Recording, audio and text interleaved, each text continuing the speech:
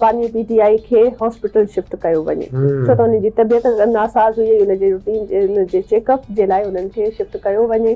सो इन हवाले सां जेके बि सूरत हाल आहे हींअर वापसि उन्हनि जे डॉक्टर्स उनजी जॾहिं जांच कई त उन खां पोइ उन्हनि खे हॉस्पिटल खां हाई सिक्योरिटीअ में वापसि अडियाला जेल वानी पीटीआई खे शिफ्ट कयो वियो ऐं उते उन्हनि जे सेल में वापसि उन्हनि खे शिफ्ट कयो वियो आहे। बिल्कुलु इहो ई आहे नाज़रीन। सुप्रीम कोर्ट पंहिंजो फ़ैसिलो जारी कंदे हुकूमत खे 2 ॾींहंनि जो बेसिकली टाइम ॾिनो हुयो त 2 ॾींहंनि जे अंदरि अंदरि तव्हां बानी पीटीआई खे शिफ़ा इंटरनेशनल अस्पताल मुंतक़िल कंदा जिते उन्हनि जो इलाजु करायो वेंदो।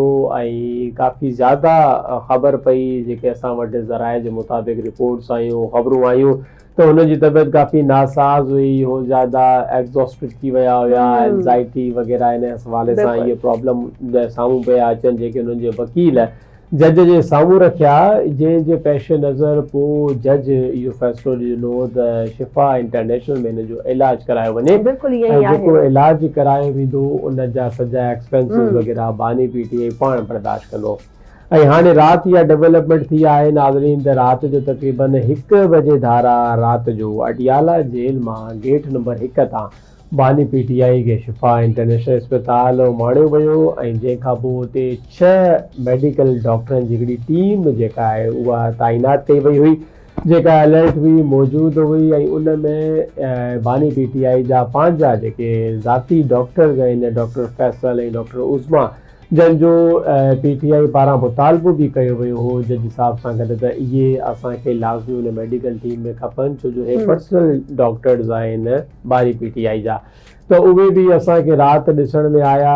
आवाज़ टीवी बि तव्हांखे इहा न्यूज़ ब्रेक करे ॿुधाई ऐं राति जेके असांजा ब्यूरो चीफ आहिनि कुर्बान बलोच उन्हनि असांखे इहा अपडेट ॾिनी त उन्हनि जा पंहिंजा घर वारा बि उते मौजूदु हुया ऐं उहे उन्हनि जा पर्सनली डॉक्टर बि मौजूदु हुया जिते उन्हनि जी बाक़ाइदा चकास कई वई।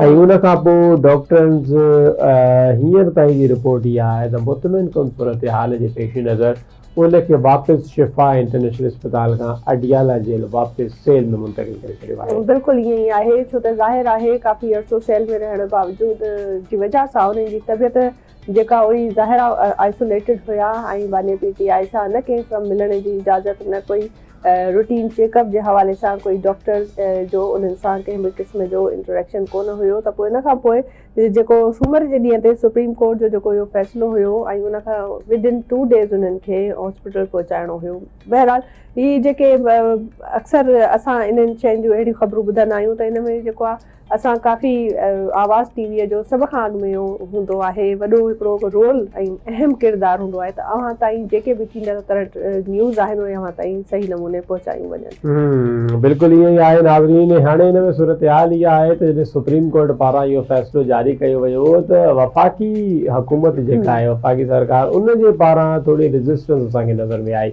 उन इहो मौक़िफ़ अपनायो त ठीकु आहे जेकॾहिं कंहिं कैदी जी तबियत ख़राबु आहे त पोइ उनखे असां सरकारी अस्पताल में ॾेखारे था सघूं त हिकिड़े प्राइवेट हॉस्पिटल में मोकिलणु इहो किथां जो कानून आहे ऐं हुननि पोइ पंहिंजा रूल्स वग़ैरह असूल पेश कया कानून पेश कया। इन सिलसिले में असांखे वफ़ाक़ी हुकूमत पारां सुप्रीम कोर्ट में इन फ़ैसिले जे मथां नज़रसानी करण जे लाइ हिकिड़ी अपील दाख़िल थींदे बि नज़र आई। कल्ह इहा अपील दाख़िल कराई वई जंहिंखे सुप्रीम कोर्ट जे रजिस्ट्रार कुझु एतराज़ वारे करे उहा अपील वापसि करे छॾी यानी कि रद्द करे छॾी त हे अपील जेको आहे ॿुधण जोड़ी ई न आहे। वरी वज़ीर आज़म जो जेको सलाहकार आहे राणा सनाउल्ला उन्हनि जे मुताबिक़ इहो ॿुधायो वियो त अगेन 2nd पटिशन दुबारा फाइल कई वई आहे नज़रसानीअ जी।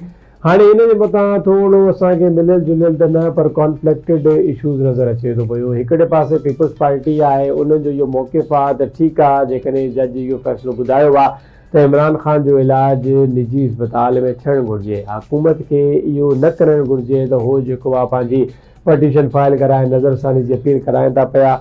इन हवाले सां सीनियर वज़ीर शर्जील इनाम मेमण बि स्टेटमेंट जारी कयो ऐं उन्हनि बि इहो चयो त वफ़ाक़ी सरकार पारां जेको आहे अपील जी नज़रसानी जी दरख़्वास्त दाख़िल करणु इहा सम्झ खां ॿाहिरि आहे। जेकॾहिं उन्हनि खे अस्पताल मुंतक़िल करण जो चयो वियो आहे ऐं उन्हनि जे इलाज जे लाइ इक़दामात कया था वञनि त इहा सुठी ॻाल्हि आहे। ऐं सुप्रीम कोर्ट जे फ़ैसिले खां पहिरियां इहा ॻाल्हि हुकूमत खे पाण आइडियलाइज़ करणु घुरिजे आहे त उहा पाण ई जेको आहे बानी पीटीआई खे उन्हनि कन्वर्ट कंदा ऐं इलाजु वग़ैरह कराईंदा।